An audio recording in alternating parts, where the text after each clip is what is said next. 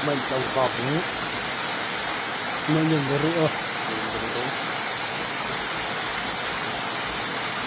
Yung kamati. Yung kamati. Grabe yung kawain mo. Tol, pero na salamin. Salamin. Ay, wag na, wag na. Hindi na sila. Ito ba ito mo?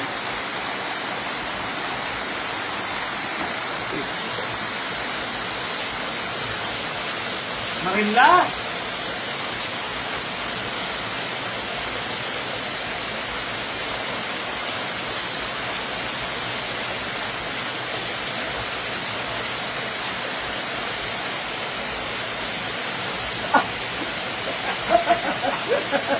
Isa pa. Tapain ko na lang. O, pwede na ba?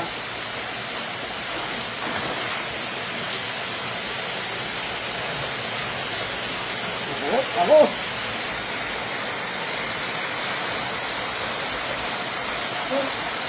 Pakita mo ito yung palos. Ito yung palos.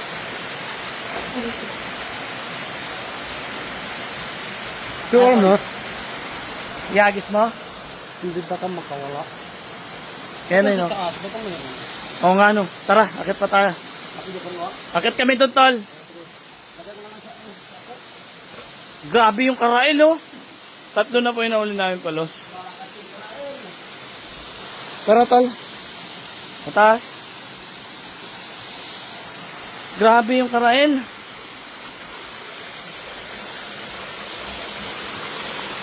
Yung karail po, isang uri ng puno yun. Yung balat yung ginagamit nila. Yung balat, dinidikdik nila.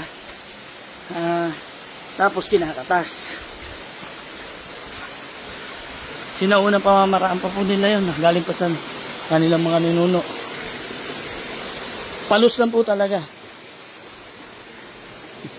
Kung mapapasin yung mga talangka, hindi naman. Palos lang yung mga naapektuhan. Biya. Ang problema, walang biya rito. Tapos, saglit lang, gagalaw na rin yun. Mga 20 minutes. Malakas na uli yung palos. Kaya talaga dapat, habang agapan.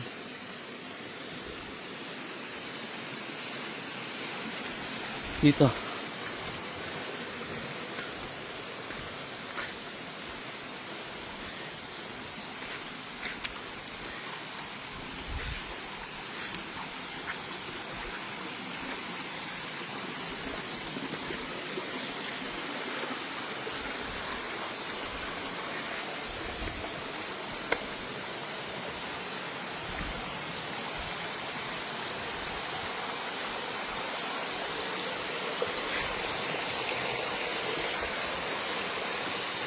Wala, tol.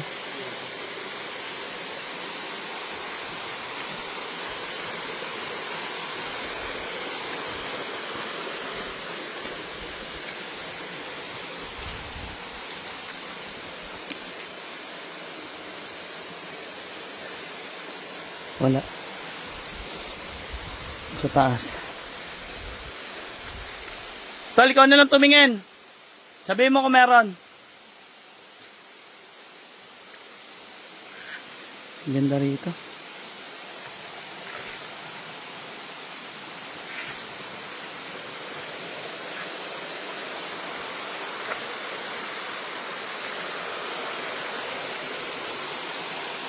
Ay, naka.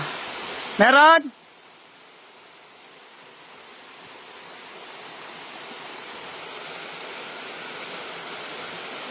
Wala, tol.